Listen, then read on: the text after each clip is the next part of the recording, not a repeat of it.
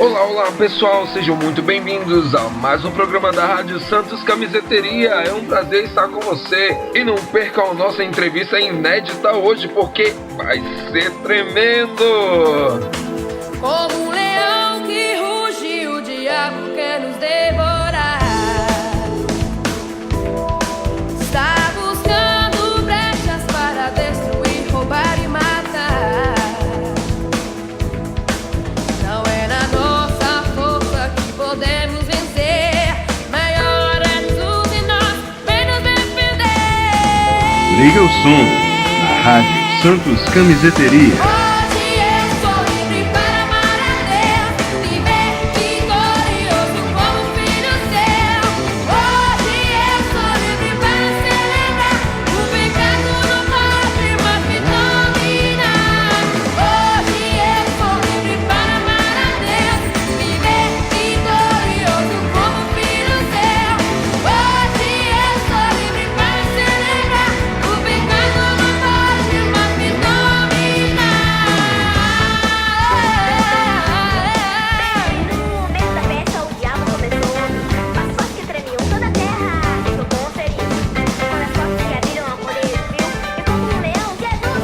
Você está ouvindo Rádio Santos Camiseteria. Tenho o prazer de receber aqui no programa Ana Paula Valadão.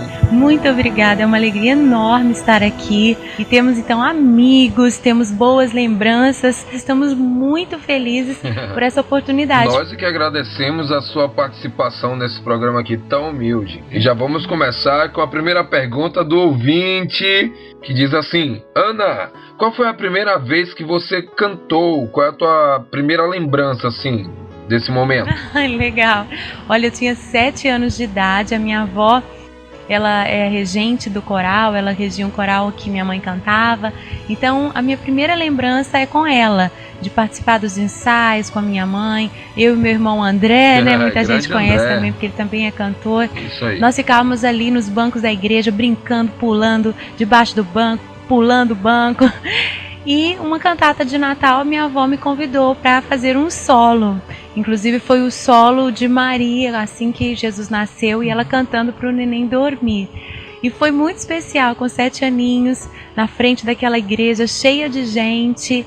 No final, a presença do Senhor era tão forte já através da minha vida ali no louvor, que a gente tem isso registrado numa fitinha cassete. As pessoas aplaudindo bem forte, dando glória a Deus. Essa é a minha primeira lembrança. Nossa, que legal, Ana. E qual foi a sua primeira gravação, assim, vamos dizer, profissional? O que você cantou no primeiro momento, assim? Olha, eu tinha 10 anos de idade, em 1986, e eu estava participando de uma equipe de crianças e adolescentes chamada Louvores da Garotada. Tinha um livro bem grande que era a Bíblia, que era uma roupa que um adulto vestia, e ele conversava com as crianças e puxava canções. E eu participei de uma gravação de um LP com Louvores da Garotada, com uma música que muita gente conhece e nem sabe que é a minha voz. Em teu tempo, tudo lindo tu fazes. Em teu tempo, que a vida que eu te entrego e as canções que eu canto sejam lindas ao Senhor. Em teu tempo. É isso aí, olha só. Eu sinceramente não sabia que você foi a prepulsora dessa música, né? Mas enfim, a Ana Paula Valadão cresceu e foi estudar Direito. De repente deixou a faculdade de Direito de lado e foi estudar música no exterior. Como é isso? Olha, foi muito especial, porque eu já tinha desde a minha infância marcas de Deus realmente na minha vida. Aos 8 anos de idade eu tive uma experiência pessoal com Cristo, mesmo tendo nascido num lar evangélico. Isso é muito importante, que cada um tenha aquele momento de decisão, e isso pode acontecer bem cedo, porque a criança tem consciência, chega à idade da razão. E ali também aos 8 anos eu tive o que a gente fala de um chamado de Deus missionário. E eu cresci assim, falando que eu ia ser missionária para evangelizar em outros países, onde o evangelho ainda não era conhecido. Minha mãe disse que chorava desde os 8 anos, achando que eu ia para bem longe. Na adolescência eu participei das minhas primeiras viagens missionárias, né, com algumas viagens da minha igreja, viagens também com a Jocum, e foi muito impactante para mim. Então, quando eu entrei no curso de Direito, aquilo foi também assim algo importante, porque eu pude perceber que não era o caminho para mim. Foi importante eu ter algo para renunciar, eu ter uma escolha para fazer. E a teologia realmente era o que estava mais forte no meu coração. E na época eu me lembro que algumas pessoas, parentes, falaram: olha, mas isso é uma loucura, você vai ser pastora. Isso na época não era muito comum. Abandonar o direito, o que você vai fazer? Você vai viver de cantar? E eu falava: olha, eu não sei ainda, mas eu sei que Deus tem uma missão para mim e eu quero me preparar melhor. E meus pais me apoiaram, meus pais me abençoaram, eles entenderam. E na época não tinha nenhuma perspectiva de gravar CD, de fazer eventos, não era isso que estava no meu coração. Eu estava disponível para o que Deus quisesse, mesmo que fosse numa tribo, em algum lugar do mundo. Era meu querer, era estar disponível ao Senhor. E Ele me levou para um seminário nos Estados Unidos, onde realmente a ênfase deles era o louvor e adoração. E aí eu entendi, eu falei: uau, é isso, é o dom que o Senhor me deu, por isso o Senhor me trouxe para esse lugar específico, chama-se Instituto Cristo para as Nações, né? Christ for the Nations Institute.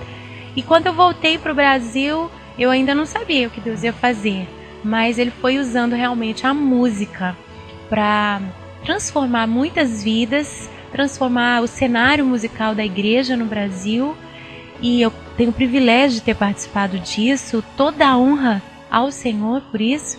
E eu posso ver que eu tenho feito missões até em outros países através da música. Que demais, né, Ana?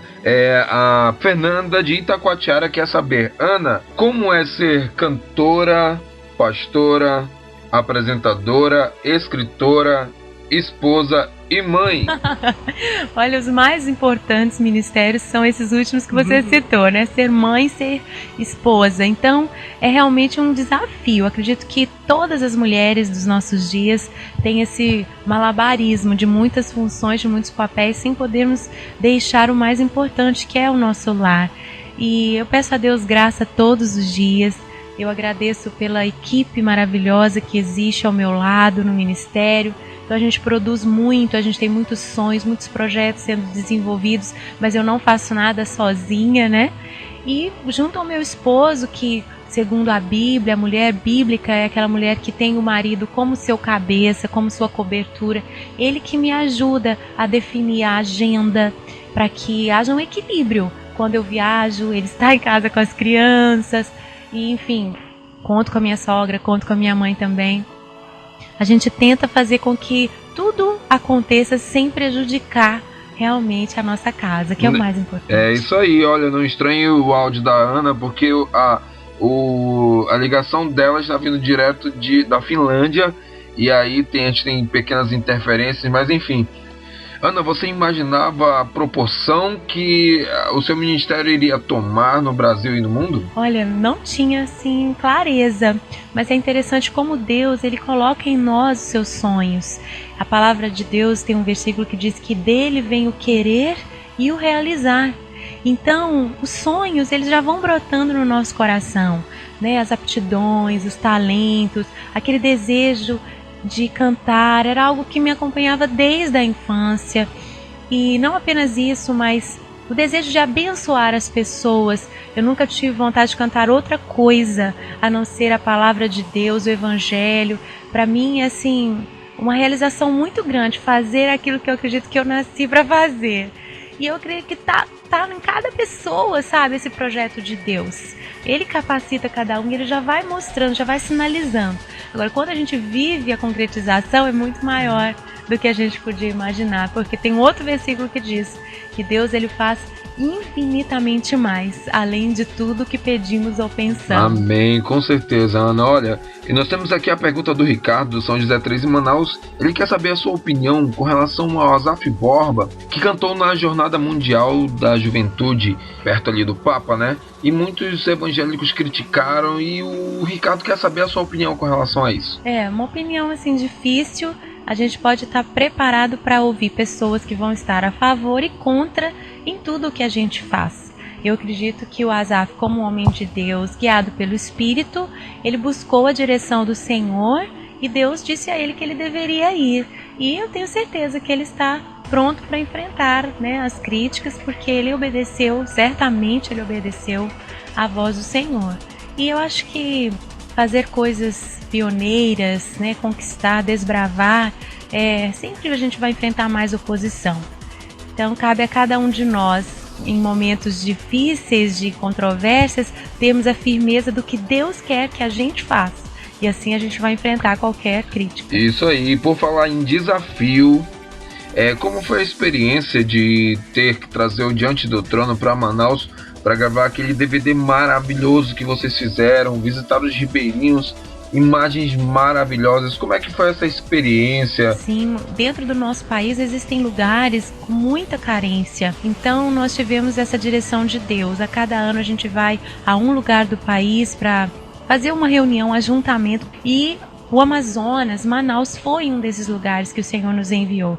E não adiantava a gente fazer só uma grande festa que todo mundo vê ali. 350 mil pessoas reunidas no Sambódromo em Manaus. Não valia a pena a gente só fazer isso e esquecer esse campo missionário tão importante que são os povos ribeirinhos, às margens do Negro, dos Solimões, do Amazonas. Então, nos extras do nosso DVD a gente mostra isso, é muito emocionante. Nós temos missionários da nossa igreja, do CTMDT, que é o Centro de Formação Ministerial do Diante do Trono. Nós temos um trabalho ali em algumas comunidades e a gente aproveitou para registrar. A gente pode notar o trabalho magnífico que é o Diante do Trono. Eu estava um pouquinho nervoso no início da conversa, mas agora já deu.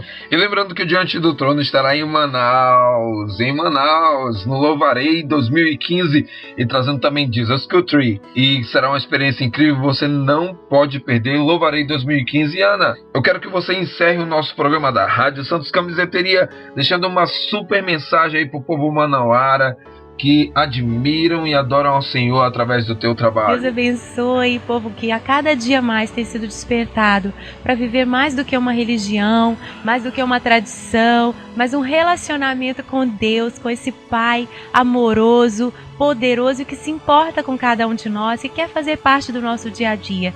Que Ele aumente a fé de cada um, que Ele amplie a espiritualidade a cada dia mais na direção do Senhor Jesus, porque Ele disse: eu sou o caminho, eu sou a verdade, eu sou a vida. Ninguém vem ao Pai senão por mim. E que Deus abra muitas outras portas para estarmos aqui outra vez com vocês, porque a gente já estava com saudades. Nós aqui estamos sentindo saudades suas aqui em Manaus. Ana, por favor, não se demore. Ore por nós, viu? Vamos ficar de música na Rádio Santos Camiseteria.